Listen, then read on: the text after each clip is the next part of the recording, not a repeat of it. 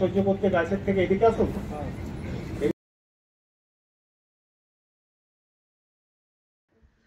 অঞ্জাল বিমাননগরীর জন্য সংশ্লিষ্ট এলাকায় 11টি মৌজা জমি অধিগ্রহণ করা হয়েছিল। দেওয়া হয়েছিল একগুচ্ছ প্রতিশ্রুতি, হয়েছিল চুক্তি। রাজ্যে পালাবদলের পর তৃণমূল ক্ষমতায় আসে। সেই সময় বিমাননগরীর আনুষ্ঠানিক উদ্বোধন হয়, শুরু হয় অন্তর্দেশীয় বিমান পরিষেবা। কিন্তু দীর্ঘ সময় পেরিয়ে গেলেও জমিদারদের দেওয়া প্রতিশ্রুতি রক্ষা করেননি কর্তৃপক্ষ বলে অভিযোগ। দ্রুত প্রতিশ্রুতি পূরণের দাবিতে সোমবার এয়ারপোর্টের চত্বরে বিক্ষোভ দেখায় জমিদার তাদের একাংশ। ধর্নায় বসে বেশ কিছু জমিদাতা পরিবারের পুরুষ ও মহিলারা। সেই জন্য আমরা লড়াই রেখেছি। এইবারে আমরা জানিয়েছি এই টাকা আমরা কিন্তু আদায় করব। যদি আপনারা আসেন, আপনারা যদি সাথে থাকেন, আমরা সমস্ত কিছু আদায় করব।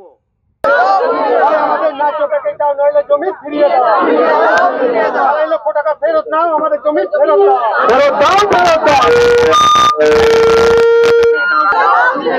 ডিফেন্স ল্যান্ডে এনওসি দাও, নইলে জমি ফিরিয়ে দাও। 5 বছর এনওসি টাকা দাও, নইলে জমি ফিরিয়ে দাও। তুলে দিতে পারেননি, লজ্জা লাগে না আপনাদের? আপনাদের লজ্জা লাগে না? আপনারা যখন জমি দিয়েছিলেন তখন আমাদেরকে বলা হয়েছে আমাদের সবকিছু পেয়ে গেছি আপনাদের উপরে, তাহলে আমাদেরকে কেন দেওয়া হলো সেই জায়গা? আমরা কি করব? সেখানে যাতায়াতের কোনো সুযোগ নেই, কোনো সুবিধা নেই, শুধু ডিফেন্স ল্যান্ড দিয়ে ঘেরা, চারিদিকে defence land, defence land, defence.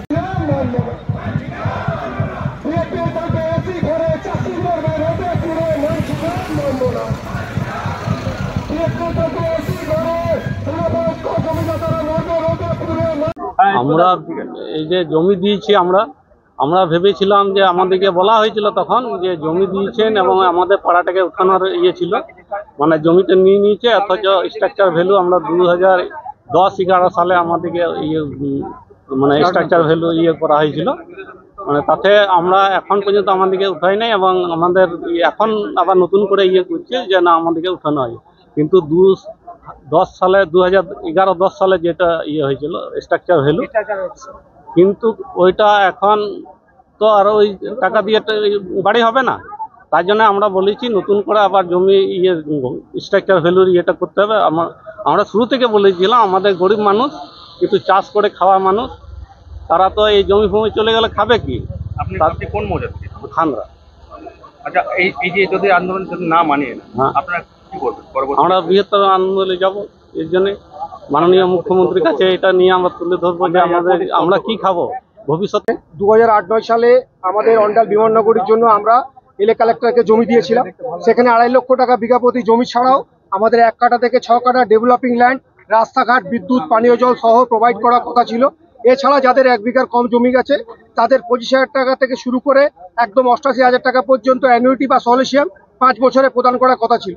প্রচুর আন্দোলনের পর মাননীয় মুখ্যমন্ত্রী হাত ধরে 8ই ডিসেম্বর 2020 রানীগঞ্জের প্রশাসনিক সভা থেকে আমাদের আনুষ্ঠানিকভাবে ল্যান্ড ফর ল্যান্ড, আজকে অবস্থানটা কেন? হ্যাঁ, তারপর থেকে আমাদের সম্পূর্ণ কাজ এখনো পর্যন্ত হয়নি।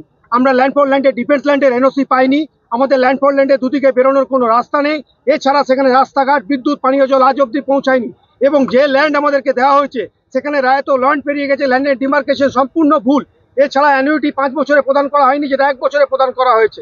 এছাড়া বহিরাগত প্রায় প্রচুর ছেলে এখানে কাজ করছে, অথচ 1700 ট্রেনিং প্রাপ্ত ছেলে আজ পর্যন্ত এখানে বর্তমান 2 জন ছাড়া কাউকেও নিয়োগ করা হয়নি। তাই এই সমস্ত প্রতিবাদের জন্য আমরা বারংবার প্রশাসন এবং বিএফএল কর্তৃপক্ষকে চিঠি দিয়ে বারবার জানানো সত্ত্বেও কোনো সদুত্তর না পেয়ে আজকে শান্তিপূর্ণ ধর্ণা অবস্থান করতে বাধ্য হচ্ছি। আপনাদের সঙ্গে কারোর সঙ্গে কথা হয়েছে? আমাদের প্রশাসনিক স্তরে আমাদের সঙ্গে 1 সপ্তাহ আগে কথা হয়েছিল। ওনারা বলেছিলেন ব্যাপারটা দেখছি। আমরা বলেছিলাম যতদিন সম্ভব এই সমস্ত জিনিসগুলো, আমাদের ন্যায্য পাওনাগুলো আমাদেরকে ফিরিয়ে দিন, নইলে আমাদের 2.5 লক্ষ টাকা যে জমি দিয়েছেন এই জমি আমাদেরকে ফেরত দিন। চিঠিগুলো কন্টিনিউ করা হলে কি করবেন আপনারা? না হলে আমাদের শান্তিপূর্ণ ধর্ণা অবস্থান চলবে। আপনার নাম? আমার নাম দেবাশিস ঘোষাল, অঞ্জাল বিমাননগরী কৃষক শ্রমিক যুব ওয়েলফেয়ার সোসাইটির আমি জয়েন্ট সেক্রেটারি। 11টি মৌচার প্রতিনিধিত্ব এখানে উপস্থিত আছেন, 30টি গ্রামের মানুষ এখানে উপস্থিত আছেন, প্রায় 15,000 থেকে 12,000 ডিপ্রাইভ মানুষ। তার মধ্যে কিছু অল্প সংখ্যক মানুষ আজ এনেছি।